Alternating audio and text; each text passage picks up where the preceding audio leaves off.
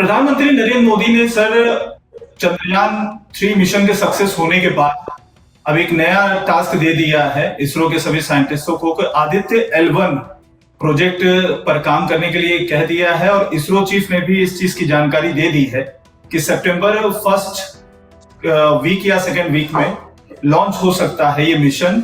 Sir, आपका इसमें क्या पार्टिसिपेशन है और इस प्रोजेक्ट के बारे में आप क्या जानकारी दे सकते हैं? देखिए, आदित्य L1 मिशन जो है ये सूर्य के अध्ययन से रिलेटेड है। इसमें कुल मिला के 7 अलग अलग इंस्ट्रूमेंट्स हैं, जिसमें एक इंस्ट्रूमेंट जो है वो हमारा है। हमने आयुका में मैं और प्रोफेसर राम प्रकाश हैं, हम लोगों ने इसको लीड किया और पूरी टीम है। इसमें इसरो के बहुत सारे सेंटर्स इन्वॉल्व हैं। ऑफ कोर्स बहुत सारी चीजें हैं जो कंपोनेंट वाइज टेलीस्कोप में बनी हैं, वो इसरो और इंडिया के बहुत सारे इंस्टीट्यूशंस जैसे आईसर कोलकाता में एक है centre for excellence in space sciences, फिर है इंडियन इंस्टीट्यूट ऑफ एस्ट्रोफिजिक्स, फिर है फिजिकल रिसर्च लैबोरेटरी अहमदाबाद।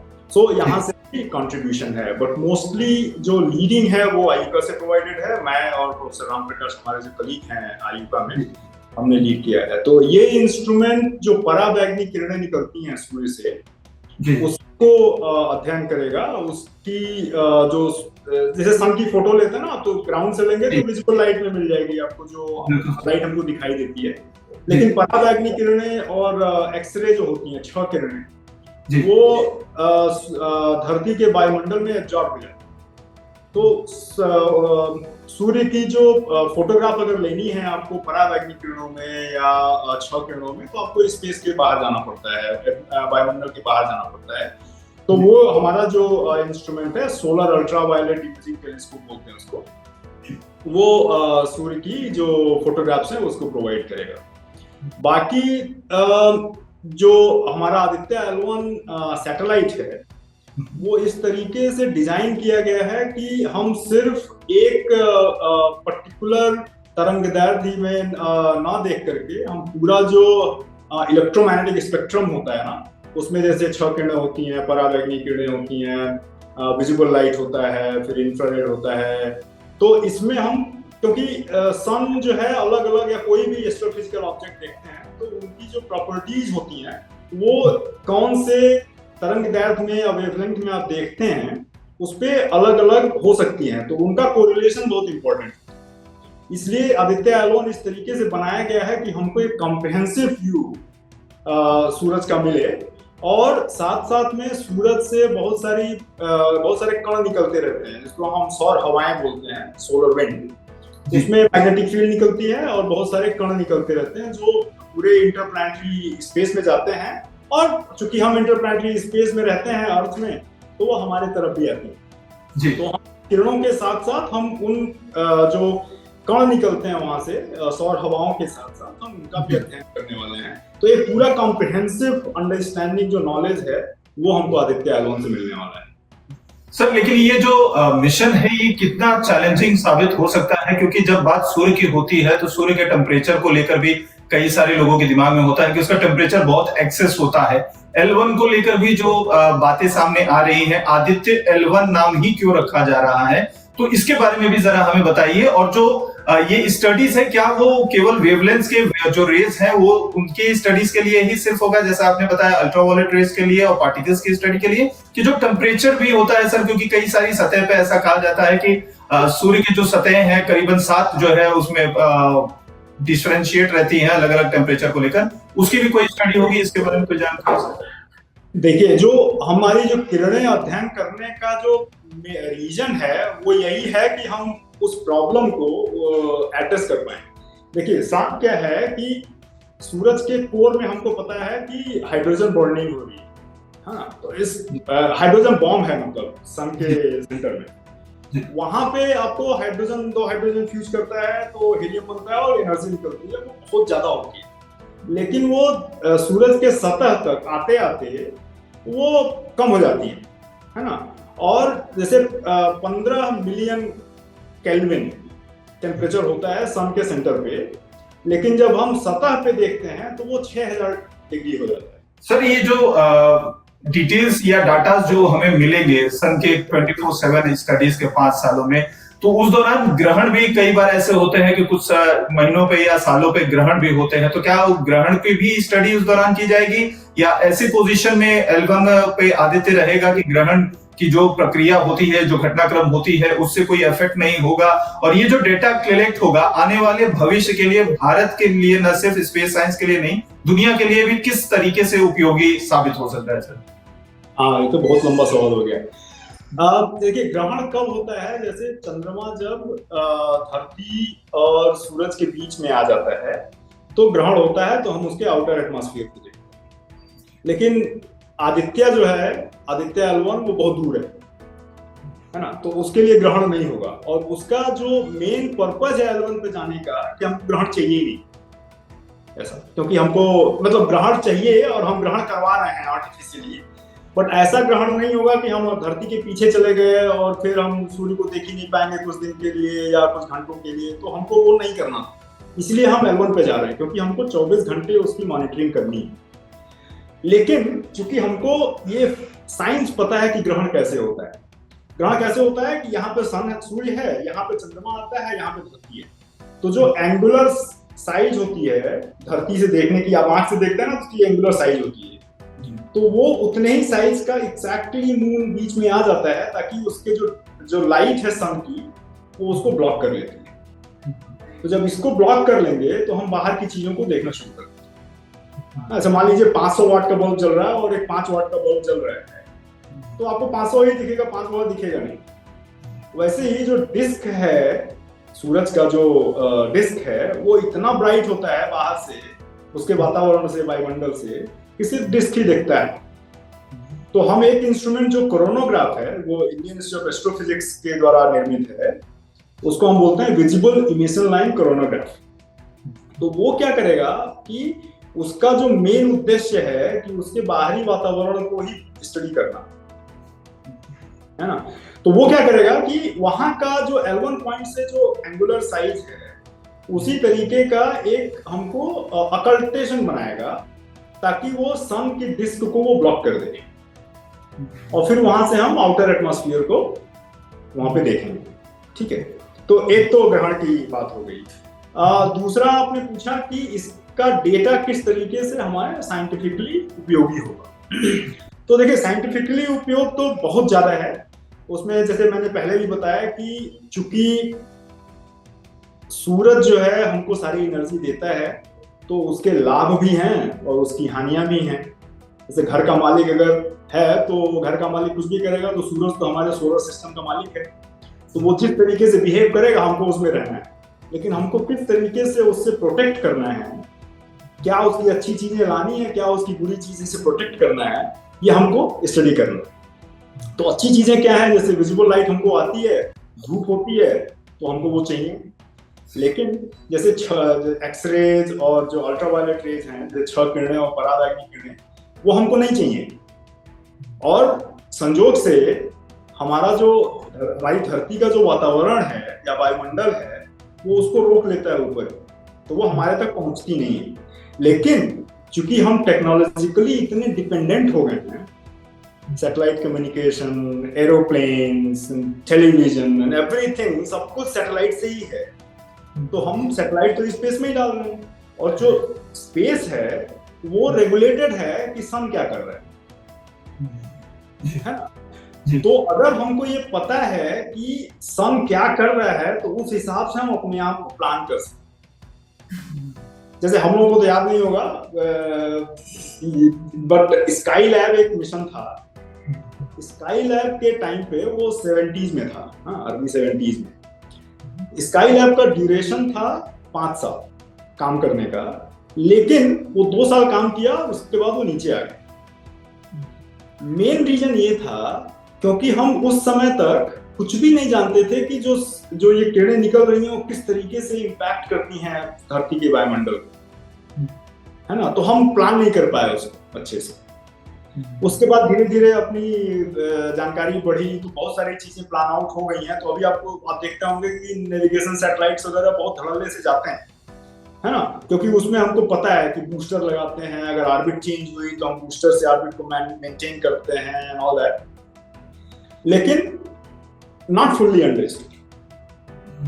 तो चूंकि डिपेंडेंस, और पर्टिकुलरली इंडिया में हम वी आर डेवलपिंग कंट्रीज, तो हमको टेक्नोलॉजी और इम्प्रूव करनी है, और टेक्नोलॉजी को इम्प्रूव करने के लिए हमको स्पेस में जाना है, तो स्पेस को समझना बहुत इंपॉर्टेंट है ना। तो एक तो ये है, तो ये जो हमारे आंकड़े आएंगे अगले 5 साल तक, या हम होप कर रहे हैं कि 5 साल तो नॉमिनल फेज है, ये जाएगा 10 साल तक कम से कम, तो हम उस आंकड़ों को इकट्ठा करके और हम फर्दर इनपुट और बेहतर इनपुट प्रोवाइड कर पाएंगे ताकि हम इन चीजों को रेगुलेट कर पाएं। दूसरी बात यह है कि चूंकि आप रात को स्काई को देखिए तो कितना फैसिनेटिंग लगता है, बहुत सारे तारे हैं, बहुत सारी गैलेक्सीज हैं, एस्ट्रोफिजिकल ऑब्जेक्ट्स हैं। सूरज भी एक तारा है और वो हमसे सबसे नजदीक में है, उसको हम डिटेल में देख सकते हैं।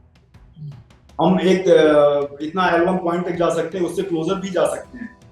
जैसे नासा का एक मिशन था सोलर प्रोब, वो और भी क्लोज तक गया। तो हम वहां से और जानकारी इकट्ठा करके सूरज के बारे में जान सकते हैं, और फिर सूरज की जानकारी प्राप्त करके हम बाकी भी तारों के बारे में स्टडीज को बढ़ा सकते हैं। तो ये दूसरा प्रश्न हो गया। तीसरा, इंटरनेशनल स्टैंडर्ड पे सोलर जो सूर्य की का अध्ययन है, इसकी इंपॉर्टेंस लगभग 60 से शुरू हो गई थी, और नासा ने 60 से ही स्पेस मिशन शुरू कर दिए थे। और जैसे स्काई लैब गया था, उसके पहले ओसो गया, फिर सोलर मैक्सिमम मिशन गया। तो अभी तक बहुत सारे डेडिकेटेड सोलर मिशंस गए हैं स्पेस में, लेकिन 4 कंट्रीज हो गई अभी तो। जैसे नासा ने भेजा है, यूरोपियन यूनियन ने भेजा है, और जापान ने भेजा है।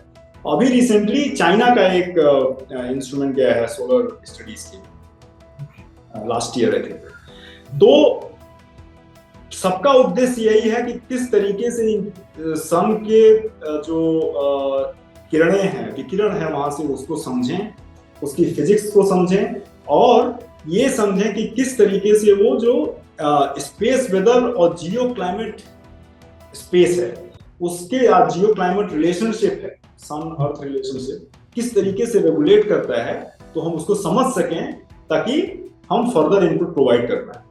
उसमें एक रीजन और भी है, मान लीजिए हम एस्ट्रोनॉट ऊपर भेजना चाह रहे हैं, जैसे गगनयान से हम अपने एस्ट्रोनॉट्स को ऊपर भेज रहे हैं, तो अभी तो हम वायुमंडल में भेजेंगे, फिर बाद में प्लान गवर्नमेंट का या नासा का, इसरो का ये भी हो सकता है कि हम चांद पे उतरेंगे या हम मंगल पे उतरेंगे, जो भी है।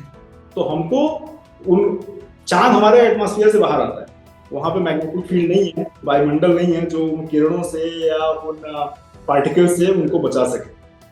तो अगर हम ये बता दें पहले से ही कि ये एक्सप्लोजन सन पे होने वाला है,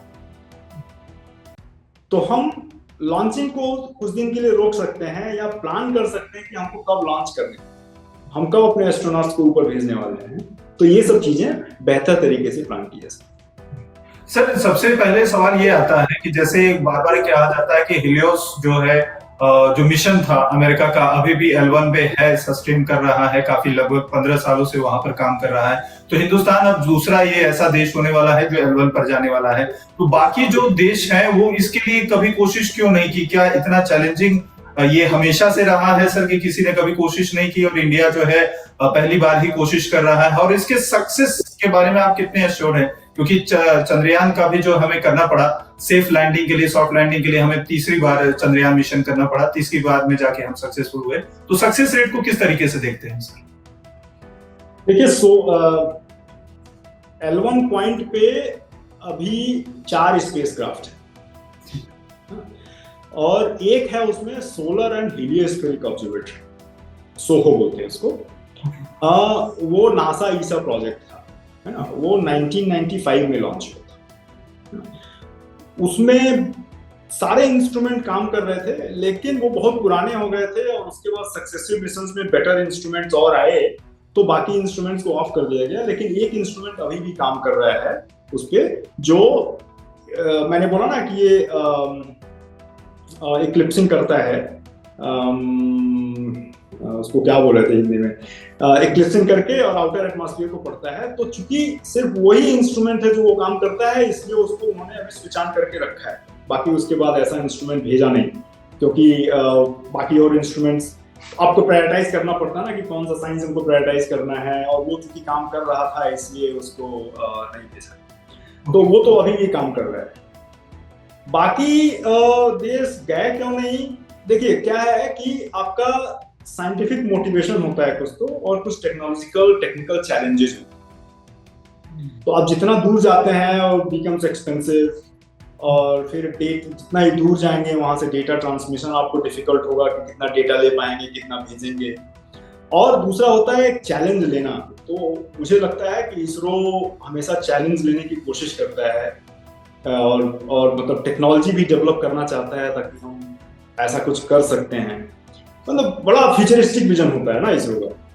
तो बाकी जो नासा ने भी ये 4 इंस्ट्रूमेंट भेजे, उसके बाद से और भी जो मिशंस भेजे वो L1 पे नहीं गए, क्योंकि वहां से जो साइंटिफिक प्रायोरिटीज थी वो और ऑर्बिट्स में रह करके भी वो चीजें पूरी हो सकती थी, इसलिए L1 पे जाने की उनको जरूरत नहीं पड़ी। लेकिन यहाँ पे जो साइंटिफिक मोटिवेशन था वो ये था कि हमको 24/7 सन को मॉनिटर करना है, क्योंकि हम ये देखना चाह रहे हैं कि एक मर्फीज लॉ होता है ना कि जैसे आप जब कुछ नहीं चाह रहे होंगे तभी वो चीज होगी, है ना। तो जैसे मान लीजिए आप ऐसा भी कर सकते हैं कि आप अर्थ लीजिए और अर्थ के चारों तरफ एक सैटेलाइट डाल दीजिए, जाएगा ऊपर, वायुमंडल के ऊपर ही डाल दीजिए, जाएगा और सन की स्टडी करेगा। लेकिन ऐसा होगा कि वो 24 घंटे में 12 घंटे अर्थ के पीछे रहेगा, तो आपको सन को देख नहीं पाएगा। तो जो सारे जो एक्सप्लोजन होंगे वो उसी टाइम पे होंगे जब सैटेलाइट अर्थ के पीछे रहेगा, देख नहीं पाएगा, है ना। तो आपका जो 24/7 का मॉनिटरिंग है वो फिर फुलफिल नहीं होता है।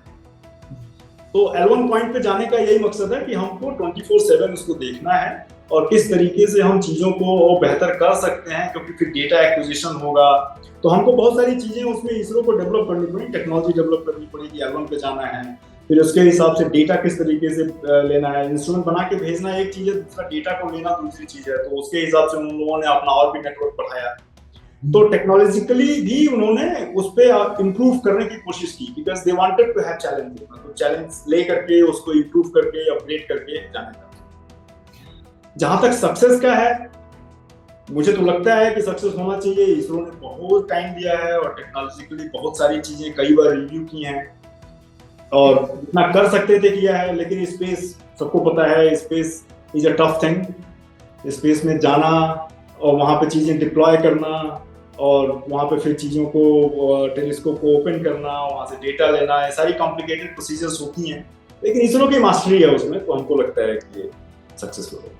तो सर ये जो आदित्य L1 का मिशन आप बता रहे हैं कि 5 साल का इसका लाइफलाइन रहेगा और हो सकता है अगर सारी चीजें प्लान आउट हुई तो 10 साल भी जा सकता है। तो क्या ये सारे डेटा होने के बाद वापस से इस तरीके की टेक्नोलॉजी इसरो तैयार कर रही है कि वापस वो सैटेलाइट धरती पे आ सके, या वो जैसे बाकी जो आपके कम्युनिकेशन के सैटेलाइट रहते हैं कि आसमान में ही रह जाते हैं, वैसे ही कुछ होने वाला है?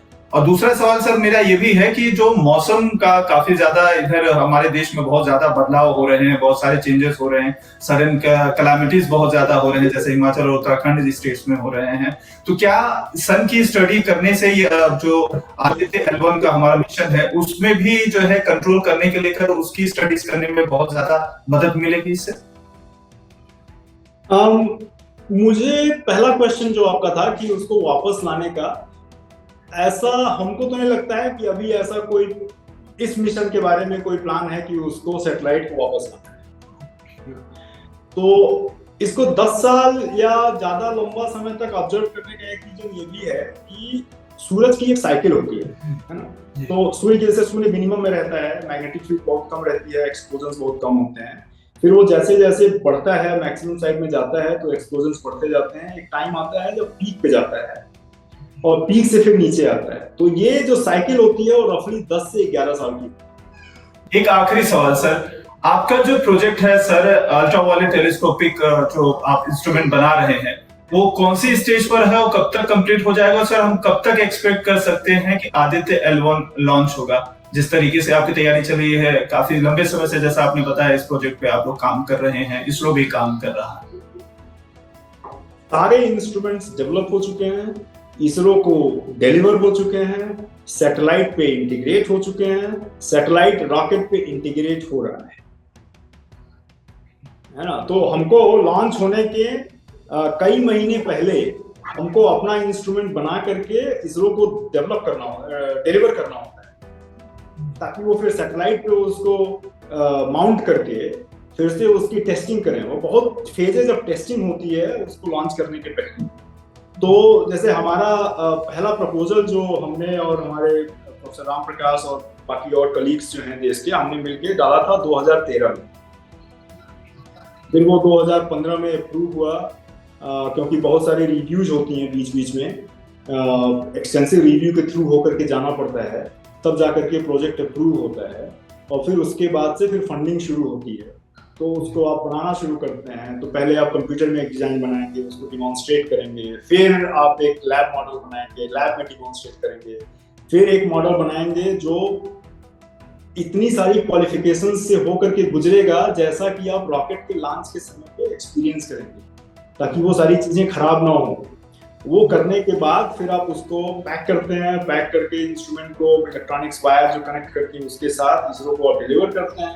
फिर इसरो जो सैटेलाइट बस बोलते हैं, बस को उस पर माउंट करता है, बस के ऊपर जो इंस्ट्रूमेंट होता है उन सबको माउंट करते हैं। तो ये सब सारी चीजें कई महीने पहले हो चुकी है। फाइनल फेज ऑफ टेस्टिंग में था। अभी हमारा एक रिव्यू था, प्री शिपमेंट रिव्यू। वो होता है, रिव्यू होने के बाद फिर जो सैटेलाइट होता है वो श्रीहरिकोटा शिप किया जाता है। तो जैसे अभी शायद चेयरमैन ने इसरो से एक स्टेटमेंट आया था कि श्रीहरिकोटा पहुंच गया है और वहां पे इंटीग्रेशन शुरू हो गया है। तो वो श्रीहरिकोटा जो सैटेलाइट बस होता है पूरा सारे इंस्ट्रूमेंट के साथ, वो श्रीहरिकोटा जाता है और वहां पे रॉकेट वहां पे है, तो उस रॉकेट के साथ उसको माउंट करते हैं। ये सारी चीजें हो गई हैं और सितंबर में फर्स्ट वीक या सेकेंड वीक में लॉन्च करना है। मतलब सब कुछ ऑलमोस्ट हो गया है। फाइनल टेस्टिंग बाकी होगी, रिहर्सल्स बाकी होंगे और वो करने के बाद फिर वो उसको लॉन्च। सर, हमसे बात करने के लिए बहुत बहुत शुक्रिया। इंडिया टीवी से आपके साथ इस कन्वर्सेशन को करके बहुत अच्छा लगा, काफी सारी जानकारी भी हमें मिली। हमसे बात करने के लिए सर बहुत बहुत शुक्रिया। थैंक यू, धन्यवाद।